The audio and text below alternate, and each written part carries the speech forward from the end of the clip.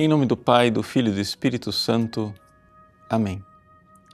Meus queridos irmãos e irmãs, celebramos hoje a memória de São Timóteo e São Tito e, olhando para estes dois grandes bispos da Igreja, celebramos o mistério daquilo que é a missão episcopal, a missão de ser sucessor dos apóstolos. São Paulo, cuja conversão nós celebramos ontem, escreveu no fim da sua vida algumas cartas que ficaram conhecidas como cartas pastorais. São as cartas a Timóteo, 2, e a Tito. Nestas cartas, ele ali coloca aquilo que é o fundamento teológico para a sucessão apostólica.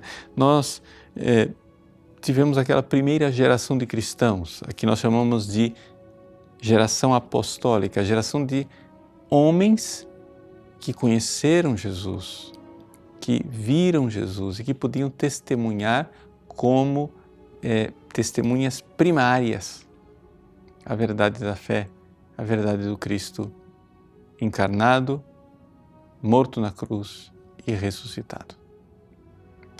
No entanto, ali, com a morte dos apóstolos, surge um drama na Igreja. A geração subapostólica é aquela geração de pessoas que conheceram os apóstolos, mas não conheceram Jesus. E ali começa uma nova fase da Igreja. A fase da Igreja em que o critério de fidelidade a Cristo é o critério de fidelidade à fé dos apóstolos. Portanto, o bispo, ele é chamado a ser sucessor dos apóstolos. Sucessor em que sentido? Sucessor em dois sentidos. Primeiro, sucessor na vida. Sim, um bispo é chamado a viver a vida dos apóstolos, a vida do vai e deixa tudo o que tens. O bispo, ele se casa com a Igreja. É tanto verdade que tanto na Igreja Católica como nas igrejas ortodoxas que aceitam em algumas situações ordenar pessoas casadas, nunca se aceita a possibilidade de ordenar um homem casado para ser bispo. Por quê? Porque o bispo, ele se casa com a sua diocese, com a sua igreja. E ali nós temos essa sucessão apostólica na vida. O bispo é chamado a dar a vida pela sua esposa, como o Cristo deu a vida pela Igreja. E é por isso que o anel episcopal, ele simboliza esta união.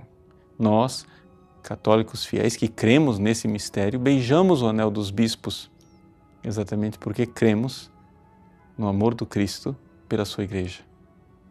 É isso que simboliza o anel do bispo. E o amor do Cristo que dá a vida pela sua esposa, a Igreja, simbolizado no anel, deve também ser vivido pelo bispo, que é chamado à santidade. Por isso, na teologia da Igreja se diz que os bispos estão em estado de perfeição, ou seja, que eles mais proximamente são chamados a uma santidade e uma entrega total de vida. Por outro lado, eles estão também sucessores dos apóstolos, porque eles levam para frente o poder dos apóstolos, o poder de ensinar, o poder de santificar e o poder de reger a Igreja. O sacerdote Cristo, o profeta Cristo e o rei Cristo. Santificar, ensinar e governar a Igreja é aquilo que devem fazer os bispos, mas com a autoridade de quem? Uma autoridade recebida. Não a autoridade de quem inventa uma igreja, mas de quem é simplesmente administrador. Aquelas parábolas que Jesus contava a respeito do administrador bom e fiel, que é um lugar-tenente, ou seja, aquele que está no lugar de um outro, que é um embaixador do Cristo. Essa é a missão verdadeira do bispo, conservar a palavra de Cristo, conservar os sacramentos de Cristo e assim garantir com a sucessão apostólica que a palavra de Cristo que nós hoje ouvimos e o sacramento de Cristo que nós hoje celebramos são a palavra e os sacramentos do próprio Cristo.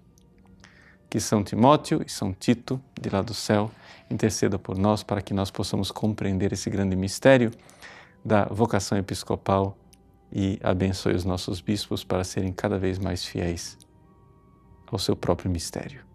Deus abençoe você. Em nome do Pai, e do Filho e do Espírito Santo. Amém.